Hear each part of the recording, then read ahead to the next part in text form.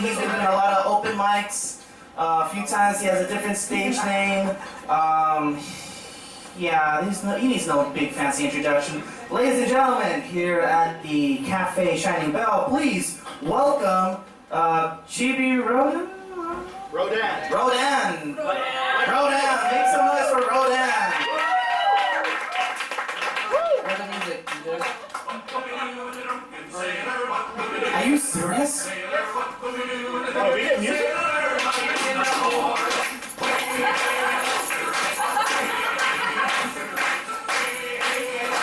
She's looking at us like, what did we hire?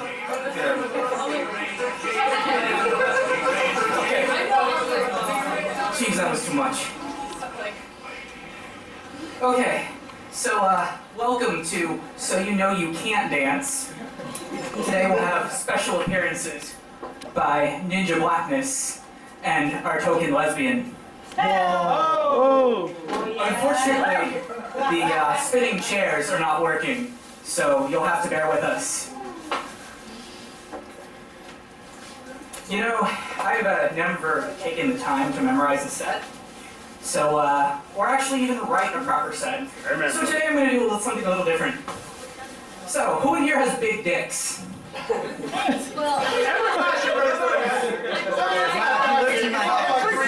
Okay. Now, all the guys whose dicks fall into this category. Well, here's my 6 inches. Put your hands down. Now, the dicks that I'm talking about are the dicks that you pull it out and you're like, here's my $5 foot long. I hope you're hungry. Speaking of Subway and sub sandwiches, I've heard that guys with Titanic dicks go out, or go down rather. Down's the term you use, right? Go down on the first dates. I wonder if that's true. Now, speaking of the question about big dicks, the term big dicks. Actually, have you ever watched Game of Thrones? Every time I hear Peter Dinklage say, just any time I hear him say anything about dick, it sounds sexy.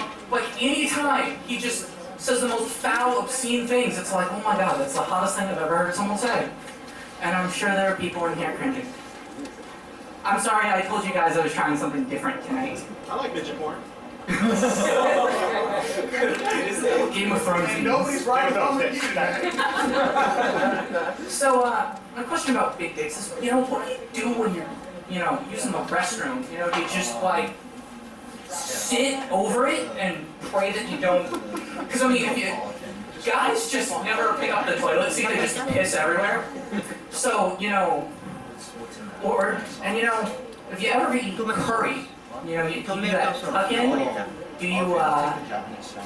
Mushroom? Okay. I don't want to know what the splash effect is. Okay, thank you, He's nodding. Okay, question answered. So, I am notorious for doing fairly stupid things. Song entails. One stupid thing I decided to do was I decided to cycle from Los Angeles to Comic-Con on a bicycle. Whoa. And Okay, Lance, so. it was pretty fun. Up until we got to the military base in Camp Pendleton. And we being cyclists and being brilliant people, just saw a little gate that was about maybe waist high, and decided we'd just throw our bicycles over it and just continue through the U.S. military base in the middle of the night. Now, I don't know if I look like a terrorist, yes. but when the guy with the gun screaming, "Terrorists, get down," yells at me, and I look at myself in my 3-wheel bicycle, and then I look at him and go, "Who the hell are you talking about?" I'm actually quite surprised when he says, "I have no idea." Probably because he did not expect that response. Now, of course, us being cyclists in a military base, we get arrested, and they're searching us, which of course we're cyclists, so they're expecting to find marijuana, and they're disappointed when there isn't. And they said, well, we have some good news for you guys. And we said, what? We're not deporting you. And my friend, who's from Germany, says, but I'm not Mexican. And, you know, he hasn't been here long enough to realize that they would deport him too. And I said, no, they're talking about deporting you, my friend. And they said, no, you too. You have a Louisiana state ID. We don't like you here. Oh. Says your kind is not liked here. We're Chargers fans. Yeah. All right. Yeah. So, I said, okay, so what's the good news? Well, we're gonna bring you back to the front gate, but you're gonna cycle there, and we're gonna watch you. Now, I have heard that the military is a no questions asked thing, that they used to have that policy, but I did not want to question why they needed 7 cars to follow 3 bicycles back to the entrance.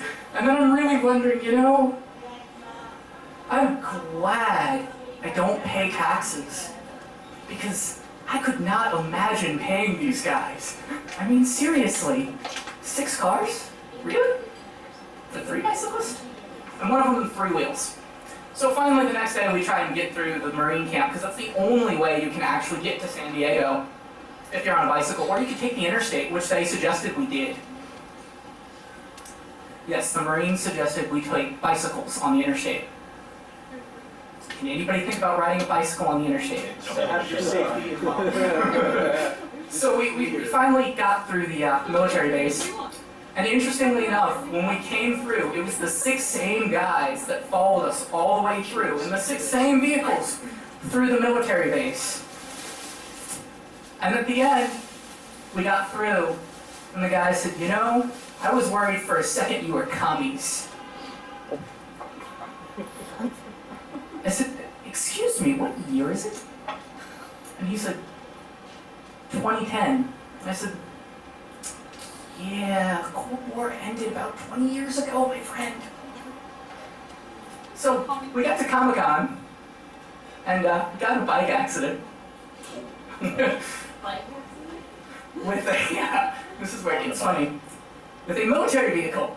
Oh. Military vehicle. Driven by a different person, but still, just kind of karma there. So, managed to get home, and I'm giving Morse code, Danny needs more food. Okay. Oh, that means time's up. Ah, food means time's up.